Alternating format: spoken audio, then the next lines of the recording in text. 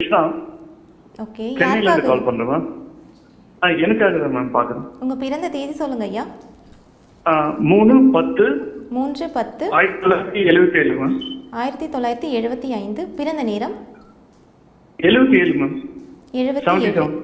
பிறந்த நேரம் ஐயா 12:50 மேம். வெடிகாலையில் 12:50. இரவு 12. பிறந்த இடம் சென்னை மேம். சென்னை. சென்னை. ராசி நட்சத்திரம் சொல்லுங்க ஐயா.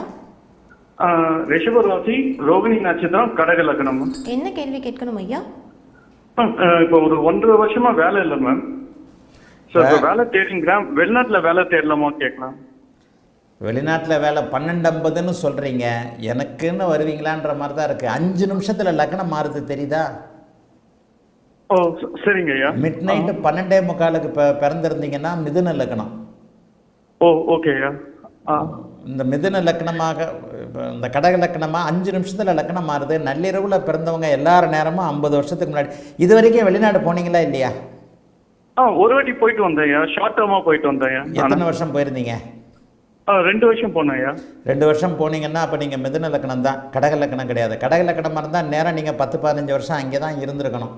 ரோகிணி நட்சத்திரம் ரிஷபராசி தானே? ஆமாம் ஐயா. ரோகிணி நட்சத்திரம் ரிஷபராசி. இப்போ சனி தசை நடக்குது உங்களுக்கு. ஓகே ஐயா. சனி தசையில் இப்போ புதன் புக்தி இப்போ ஆரம்பம். சனி தசையில் இப்போ புதன் புக்தி ஆரம்பம். இந்த சனி தசை உங்களுக்கு யோக பலன்களை செய்யும். சனி வந்து சுக்கிரனோடு சேர்ந்து இருக்கிறதும், புதன் வந்து உச்சமாக இருக்கிறதும் மிதுன லக்னமாகத்தான் நீங்கள் இருக்கணும். உங்களுக்கு இது வரைக்கும் அது தெரியுமா? 12:50ன்னு எனக்கு டைம் கொடுக்குறீங்க மிட் நைட்டு. ஆமாம் ஐயா. இதை வச்சு தான் ஜாதகம் இப்படி தான் எழுதுனாங்க ஐயா. இதை வச்சு மேரேஜ் பண்ணாங்க, சக்ஸஸ் ஆகல ஐயா எனக்கு. ஸோ அந்த குழப்பம் இருந்தது ஐயா. மிதுன லக்னமாக இருந்தால் 7ஆம் இடத்தை செவ்வாய் பார்க்கும். யாருங்க ஜாதகத்தை இங்கே செக் பண்ணுறது? நான் தான் இப்போ பார்க்குறேன். 12:45க்கு நீங்கள் பிறந்திருக்க மாட்டீங்கன்றது என்ன நிச்சயம்? இருக்கலாம் ஐயா. நீங்கள் அந்த குழப்பம் இருக்கு ஐயா எனக்கு. உங்களுக்கே இருக்குது. அப்போ எதை வச்சு?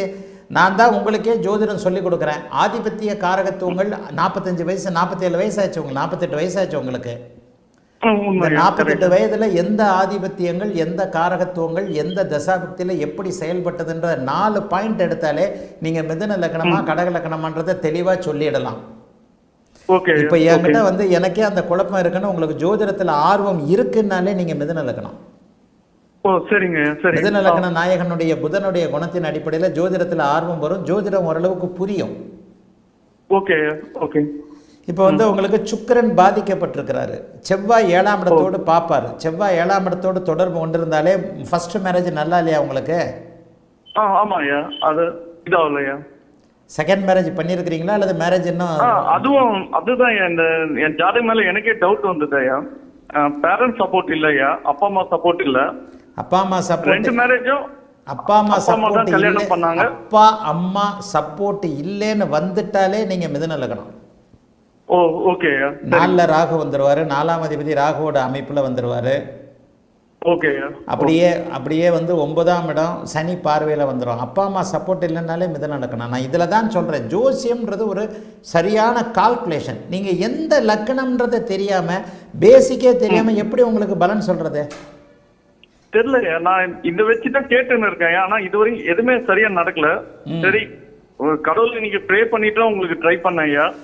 அதுக்கு தான் நம்பர் கிடைச்சி ரொம்ப சந்தோஷம் ஐயா. உங்ககிட்ட பேசுறதுக்கு ரொம்ப சந்தோஷம் ஐயா. கொஞ்சம் தெளிவுபடுத்துங்க ஐயா. 12:45க்கு முன்னாடி 5 நிமிஷம் முன்னாடி நீங்க பிறந்திருக்கிறதுக்கான வாய்ப்புகள் இருக்கு. அப்படி இருந்தால் 7ஆம் இடத்தை செவ்வாய் பார்க்கின்ற காரணத்தினாலையும், ராசிக்கு 2ஆம் இடத்துல செவ்வாய் இருக்கின்ற காரணத்தினாலையும் முதல் திருமணம் உங்களுக்கு நல்லா இருக்கிறதுக்கான வாய்ப்புகள் இல்லை. ஆனால் எப்படி இருந்தாலும் இப்போ நடக்கிற சனி தசை உங்களுக்கு நல்ல தசை. இந்த சனி தசையில் லக்னாதிபதி புக்தி வந்து ஒரு மாதத்துக்குள்ளே ஆரம்பிக்கும் அல்லது ஆரம்பிச்சிருக்கும். என்ன இருந்தாலும் 5 நிமிஷம் முன்ன பின்ன இருந்தால் தசாபுக்திகள் 1 மாதம் தான் முன்ன பின்ன போகும். அப்போ உங்களுக்கு தீர்வுகள் கிடைப்பதற்கான அமைப்பு இந்த வருஷத்துலேருந்தே ஆரம்பிக்குது. உங்கள் வாழ்க்கையில் இது வரைக்கும் என்னென்ன குழப்பங்கள் இருந்தாலும் சனி பாக்கியாதிபதியாகி சுக்கிரனோடு சேர்ந்து அந்த தசை நடக்கிறதுனாலையும், சுயபுக்தி முடிஞ்சு புதன் புக்தி அடுத்து ஆரம்பிச்சதுனாலையும் புதன் உச்சமாக ராகுவோடு சேர்ந்திருந்தாலும் பரவாயில்ல, உச்ச நிலைமையில தான் இருக்கிறார். இப்படி இருந்தாலே உங்களுக்கு இந்த வருஷம் 2026 இருந்தே இருக்கக்கூடிய சொந்த பிரச்சனைகள், சொந்த குடும்ப பிரச்சனைகள், தொழில் பிரச்சனைகள் தீர்ந்தே ஆகணுங்க. ஓகே ஐயா, சரி. குரு தசை தான் உங்களுக்கு நல்லா இருந்திருக்காதுங்க. ஏன் சொல்றேன்னு கேளுங்க. குரு வந்து மிதுன லக்னத்திற்கு உங்களுக்கு 2023 வரைக்கும் நடந்திருக்கு. ஆமாங்க. அவர் வந்து மிதுன லக்னத்திற்கு ஆகாத செவ்வாயோடு, ஆதிபத்திய விசேஷம் இல்லாத செவ்வாயோடு சேர்ந்திருந்தா குருதசையில் ஒரு 8 வருஷம் உங்களுக்கு வம்பு வழக்கு அசிங்கம் கேவலம் கோர்ட்டு அப்படி இப்படி போயிருக்குங்க. உண்மையா, செகண்ட் மேரேஜும் அந்த டைம்ல தான் பண்ணாங்க ஐயா. ரொம்ப பட்டுட்டேன் ஐயா, ரொம்ப வம்பு பண்ணி பார்த்துட்டேன் ஐயா நான். அப்படி தாங்க இருக்கும். ஒரு 5 நிமிஷம் பின்னாடி போட்டுக்கோங்க, அல்லது 10 நிமிஷம் முன்னாடி கூட நீங்கள் பிறந்திருக்கிறதுக்கான அமைப்புகள் இருக்குது. மிதுன லக்னத்தின் அடிப்படையில் லக்னாதிபதி புதனுடைய புக்தி ஆரம்பிச்சிட்டதுனால இனிமேல் 2026 நல்லா இருப்பீங்க. நான் தான் உங்களுக்கே பொதுமக்களுக்கே என்னுடைய ஃபாலோயர்களுக்கு என்னுடைய மாணவர்களுக்கு எல்லாத்துக்கும் தெளிவாக சொல்லி கொடுக்குறேனே, எல்லாருமே உங்களுடைய பிறந்த நேரத்தை சந்தேகப்படுங்க. 50 வருஷத்துக்கு முன்னாடி மிட் நைட்டில் பிறந்தவங்களாம் சுத்தமாக நேரம் தப்பு.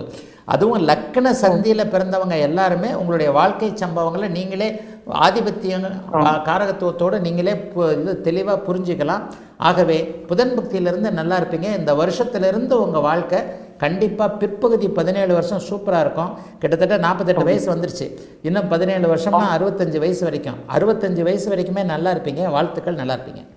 அழைத்ததற்கு நன்றி ஐயா. வணக்கம்.